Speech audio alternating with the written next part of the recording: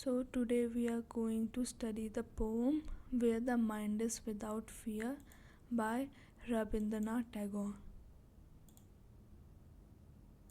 Introduction. So this poem was written when the British ruled our country. So ये pome जो रविंद्रनाथ टैगोर ने उनने कब लिखी, जब इंडिया को कौन रूल कर रहा था? ब्रिटिश.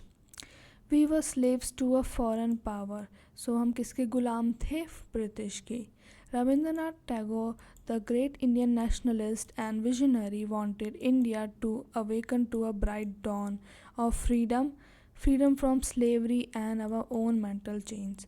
तो जो उस रविंद्रनाथ टैगोर जी थे वो एक बहुत बड़े नेशनलिस्ट थे.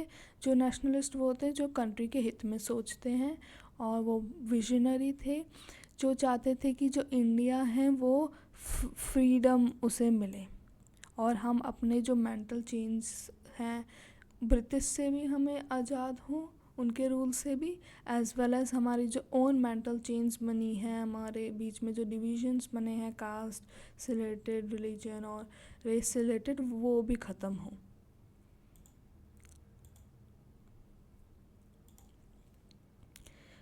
Where the mind is without fear and the head is held high, where the knowledge is free, where the world has not been broken up into fragments by narrow domestic walls, where the words come out from the depths of truth, where tireless striving stretches its arm towards perfection, where the clear stream of reason has not lost its way into the dreary desert sand of that habit, where the mind is led forward by thee into ever widening thought and action, into that heaven of freedom, my father, let my country awake. So हम कुछ new words भी देख लेते हैं from the poem. First one is fragments. Fragments means pieces या टुकड़े.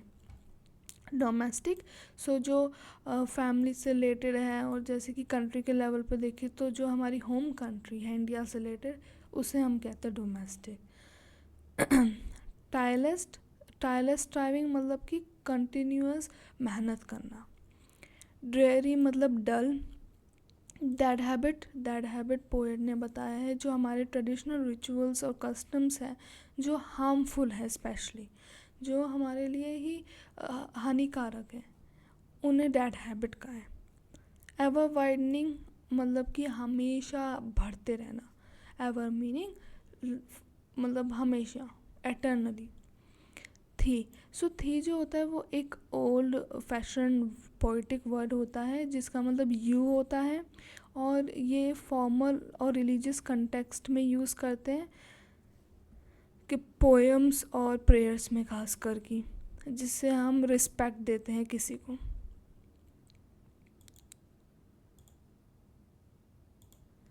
Now we will understand the poem stanza by stanza. Where the mind is without fear and the head is held high. तो जहाँ पे कि जो दिमाग है उसमें कोई भी तरीके का डर ना हो और हमारा जो सर है वो रिस्पेक्ट से ऊंचा उठा रहा है. Where knowledge is free, जहाँ पे शिक्षा जो है वो बिल्कुल फ्री हो. Where the world has not been broken up into fragments by narrow domestic walls, जहाँ पे कि जो हम कास्ट, रिलीजन, इनके वजह से हमारे बीच में डिविजन्स ना हो, सब मिलजुल के रहें, ब्रदरहुड हो सब में. Where words come out from the depths of truth, जहाँ पे जो हमारे वर्ड्स हैं वो सच्चाई से निकले, ना कि सुपरस्टिशन और इनसे निकले. मतलब हम रियलिटी को देखें, ना कि हम सुपरस्टिशन में फंसे. Where tireless striving stretches is arm towards perfection, और हम हमेशा एक परफेक्शन, अपने आप को ग्रोथ करते रहें खुद की, और परफेक्शन को हासिल करने की कोशिश करें, हमेशा इस तरफ ही एफर्ट्स डालते रहें. So the poem envisions a world where people live without fear. So poet जो हैं वो चाहते हैं कि ऐसा वर्ल्ड क्या वो सोचते हैं कि जहाँ पे सब कि बिना किसी डर के रहें, hold their heads high with dignity and have free access to knowledge. तो सबके पास फ्री एक्सेस हो नॉलेज की. And it dreams of a united truthful society without divisions where everyone strives tirelessly for excellence and perfection. So हमारे society में divisions ना हो और हम हमेशा परफेक्शन की ओर बढ़ते रहें.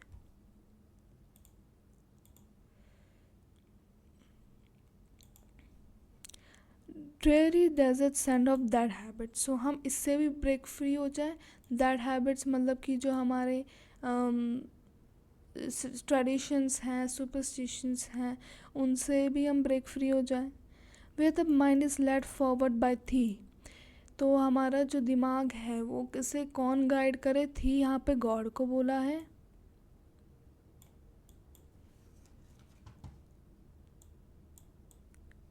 थी मतलब यू मतलब गॉड. तो into ever winding thought and action. So हमारे जो थॉट एंड एक्शन है उसे कौन गाइड करे. जो हाईएस्ट पावर जो गॉड है वो करे. Into that heaven of freedom my father let my country awake. तो हम किसको हम असली फ्रीडम को पाए बोथ एस्पेक्ट से. From obviously from the Britishers and also हमारी जो मेंटल चेंज है उनसे भी. एंड वो अपील करते हैं ग्रेट पावर को. फादर यहाँ पे अगेन गॉड को बोल रहे हैं कि मेरा जो कंट्री है वो वापस से अवेक हो, वापस से ज़िंदा हो. यहाँ पे जो ब्रिटिश का रूल है वो ख़त्म हो और सब लोग को एनलाइटमेंट मिले और हम बिल्कुल आज़ाद देश बन जाएं. So the poet compares outdated tradition to a lifeless desert sand, urging for a break from such habits. So वो ही ऑथर पोएट कह रहे हैं कि ओल्ड ट्रेडिशन से हम ब्रेक फ्री हो जाएं. He prays for a mind inspired by God to embrace broader progressive thoughts and actions. So हमारे जो thoughts and action हैं वो God गाइड करें जो अच्छे हों, प्रोग्रेसिव हों, सबके लिए अच्छे हों. Finally asks for his country to awaken into a free and enlightened world. और हमारा जो पूरा देश है वो वापस से आज़ाद हो जाए.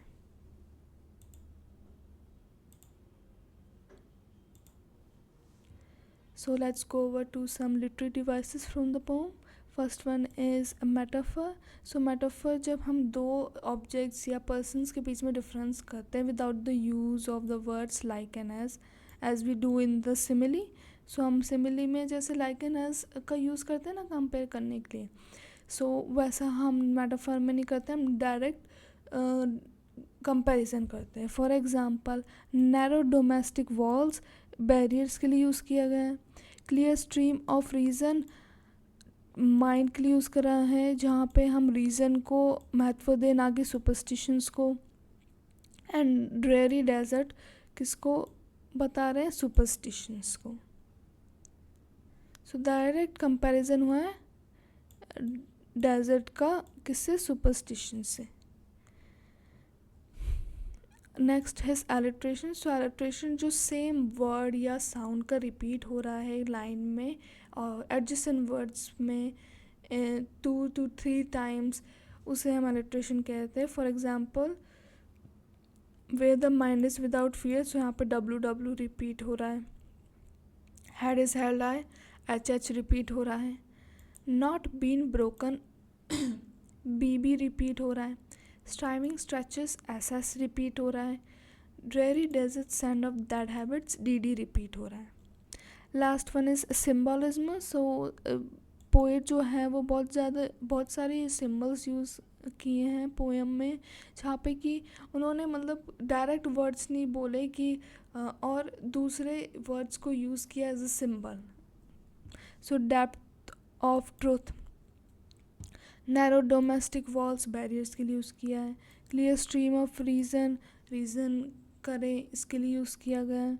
द ड्रेरी डेजर्ट सैंड जो ट्रेडिशन है वो ट्रेडिशन जो आउटडेटेड हो गए हैं उसके लिए यूज़ किया गया है.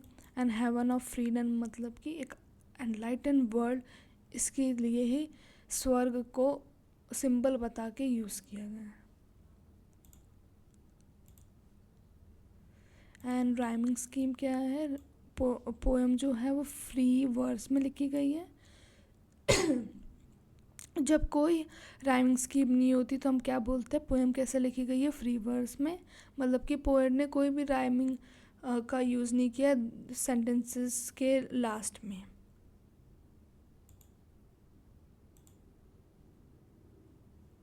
So that was it for this video. Thanks for watching.